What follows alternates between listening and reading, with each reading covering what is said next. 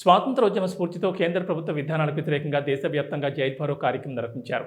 కార్మికులు, రైతులు, వ్యవసాయ కూలీలు, ప్రజలపై ఆర్థిక భారాలు మోపుతూ కార్పొరేట్ సంస్థలకు ప్రయోజనం చేకూర్చే విధానాలను కేంద్రం అవలంబిస్తోందని నేతలు ఆరోపించారు. రైతు, కార్మిక హక్కులను కాపాడాలని, ఉపాధి హామీ పథకాన్ని బలోపేతం చేయాలని డిమాండ్ చేశారు. కేంద్ర ప్రభుత్వ ప్రజా వ్యతిరేక విధానాలకు వ్యతిరేకంగా ఉద్యమాన్ని మరింత ఉధృతం చేస్తామని హెచ్చరించారు. ఈరోజు దేశవ్యాప్తంగా స్వాతంత్రోద్యమ స్ఫూర్తితో ఆ రోజు బ్రిటిష్ నీ దేశంలోకి వెళ్ళిపోమని చెప్పి దేర్లైనా నింపండి, బ్రిటిష్ ఎల్లగొడతారని చెప్పి పాలక వర్గాలకు వ్యతిరేకంగా ఆ రోజు దేశవ్యాప్తంగా జైలు భరో కార్యక్రమం స్వాతంత్రోద్యమకారులు పిలిపించారు.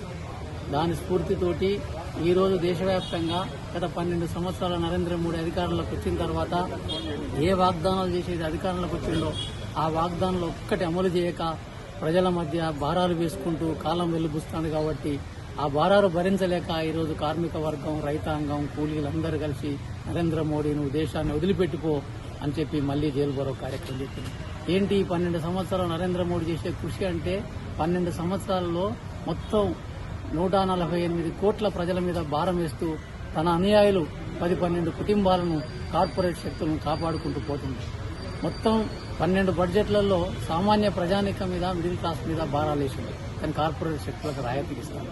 అదే కాదు, ఇవాళ 148 కోట్ల జనాభాలో 50-60 కోట్ల మంది రైతాంగం ఇవాళ వాళ్ళ స్వతంత్రం వాళ్ళ జీవితం మీద వాళ్ళు బతుకుతారు. అలాంటి రైతాంగాన్ని చావు దెబ్బ కొట్టడం కోసం, కార్పొరేట్ శక్తులకు వ్యవసాయాన్ని అప్పచెప్పడం కోసం రైతు చట్టాలను తీసుకొచ్చి ఇవాళ రైతాంగాన్ని దివాలా దించే పడుతుంది. అదే కాదు, నిన్న అమెరికాతో ఒప్పందంతో పేరుతోటి విదేశాల నుంచి వెళ్ళి పత్తి దిగుమతి, విదేశాల నుంచి వెళ్ళి పాలు దిగుమతి, విదేశాల నుంచి వెళ్ళి విత్తనాలు దిగుమతి, విదేశాల నుంచి వెళ్ళి ఎరువులు దిగుమతి. దీని వలన ఏంటంటే మన భారతదేశంలో 60 కోట్ల మంది రైతుల జీవితాలు నాశనం అయిపోతుంది. అదే కాదు, కార్మిక వర్గం ఈ దేశం ముందుకు పోవాలన్నా వెనక్కి పోవాలన్నా ప్రజలందరి చేతిలో పని ఉంటే పోతుంది. ఇవాళ కార్మిక వర్గం చేతిలో పని లేకుండా నిర్వీర్యం చేయడం కోసం కార్మిక చట్టాలు తీసుకొచ్చి నాశనం చేస్తాం. ఇవాళ సంపద అంతా కార్పొరేట్ శక్తులు దూసిపెట్టాలి. ఇవాళ కనీస వేతనాలు లేవు, రైతుల హక్కులు లేవు.